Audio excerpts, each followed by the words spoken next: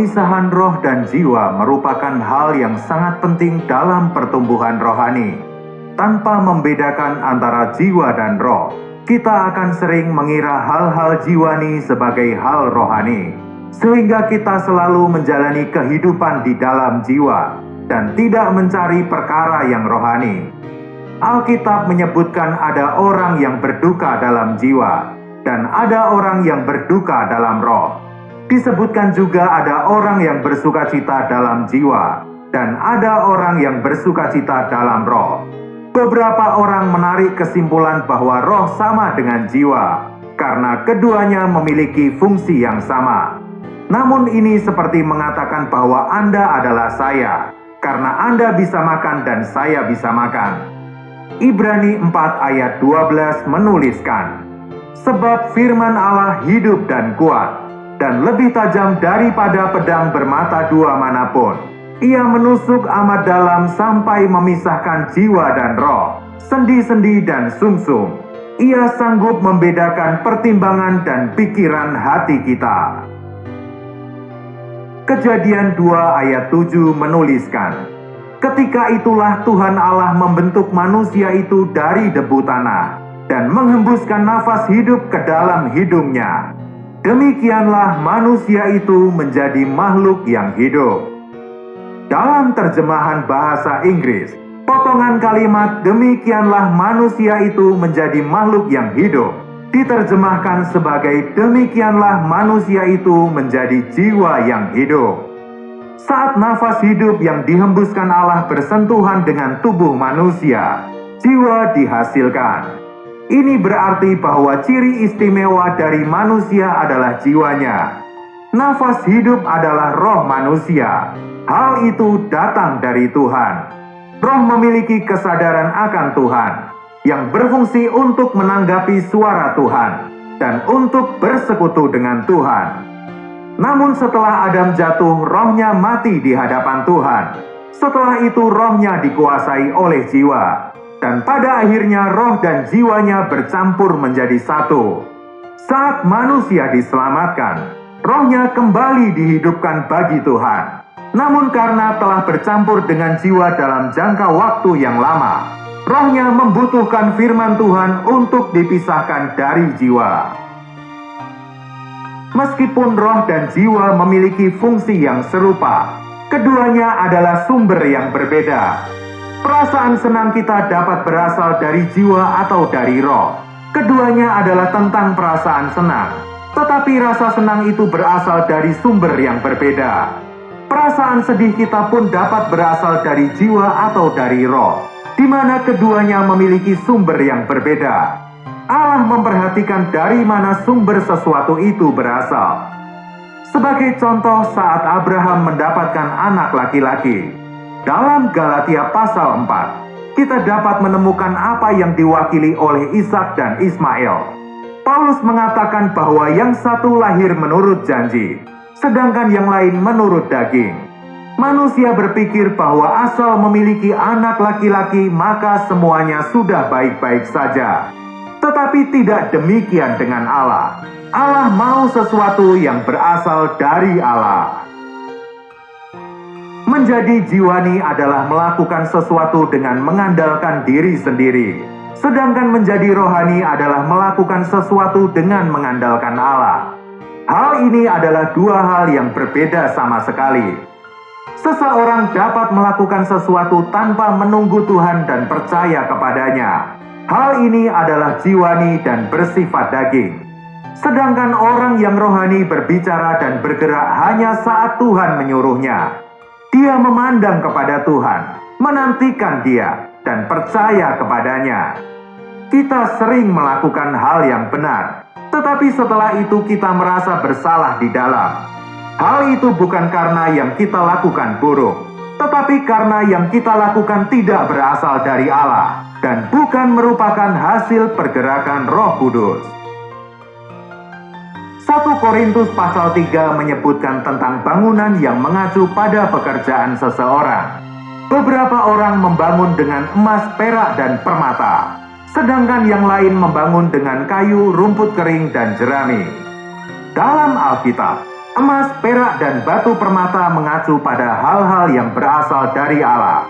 Emas melambangkan kemuliaan kekal Bapa. Perak melambangkan penebusan yang merupakan karya Putra. Dan batu permata adalah sesuatu yang dihasilkan dari panas di bawah bumi. Hal ini melambangkan pekerjaan Roh Kudus. Kayu, rumput kering, dan jerami mengacu pada hal-hal yang berasal dari manusia. Kemuliaan manusia itu seperti rumput, alamiahnya seperti kayu, dan hasil pekerjaannya seperti jerami. Emas, perak, dan batu permata bukanlah benda yang tumbuh di permukaan bumi. Kita hanya dapat menemukannya bila menggali cukup dalam. Sedangkan kayu, rumput kering, dan jerami mudah ditemukan di permukaan bumi. Oleh karena itu, apapun yang berasal dari kedalaman, yang dikandung di bagian yang tersembunyi, adalah bagian dari pekerjaan Tuhan. Sedangkan segala sesuatu yang dikerjakan daging adalah buatan manusia dan tidak bernilai apapun. Sesuatu yang dapat dilakukan dan dipelajari dengan mudah jarang yang memiliki nilai rohani, karena hal itu berasal dari permukaan bumi. Hanya perkara yang dari Allah yang memiliki nilai rohani. Perbedaan ini terdapat di dalam pelayanan kita. Beberapa orang mengabarkan Injil dengan menantikan Tuhan, memandang kepadanya, dan mendapatkan beban dari Tuhan. Pekerjaan mereka lahir dari dalam batin. Ini adalah emas, perak, dan batu permata. Beberapa orang lain mengabarkan Injil menurut pikiran mereka yang cepat.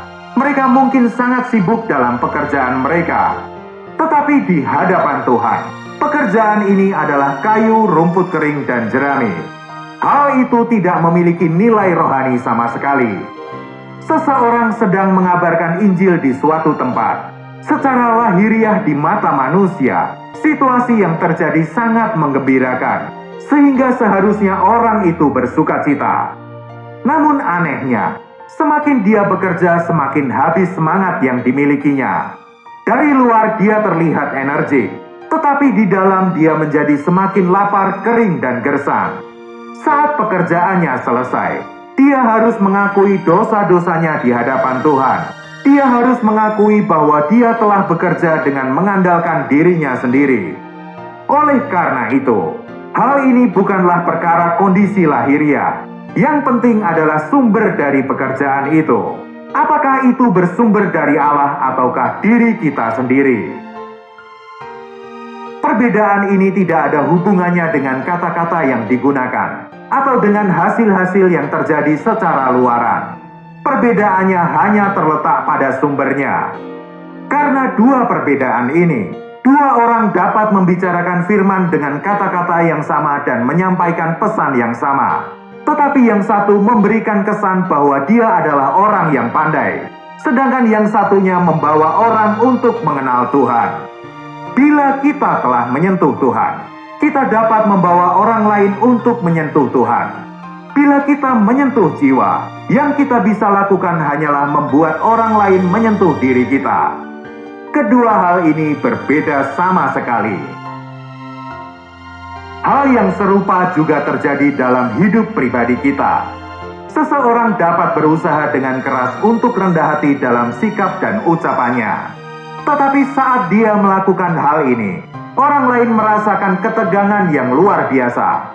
Orang ini menunjukkan kerendahan hati, tetapi kerendahan hati itu terasa begitu berat. Orang lain dapat melihat bahwa kerendahan hatinya merupakan sesuatu yang palsu. Hal itu jiwani. Bila Tuhan bekerja di dalam orang ini, kerendahan hatinya akan sangat spontan. Dia tidak merasa bahwa dia sedang rendah hati, tetapi orang lain akan melihat bahwa Tuhan bekerja di dalam dia. Mereka yang memakai kosmetik di wajahnya akan terus-menerus melihat ke cermin.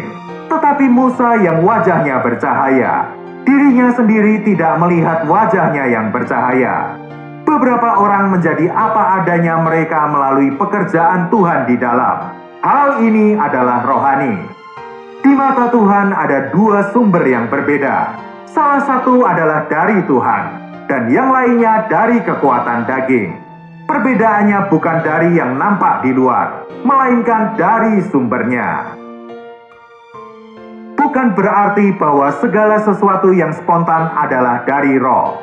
Beberapa orang dilahirkan dengan pembawaan yang lemah lembut, tetapi suatu hari mereka akan menemukan bahwa kelemah lembutan alamiah dan yang berasal dari Tuhan adalah dua hal yang berbeda.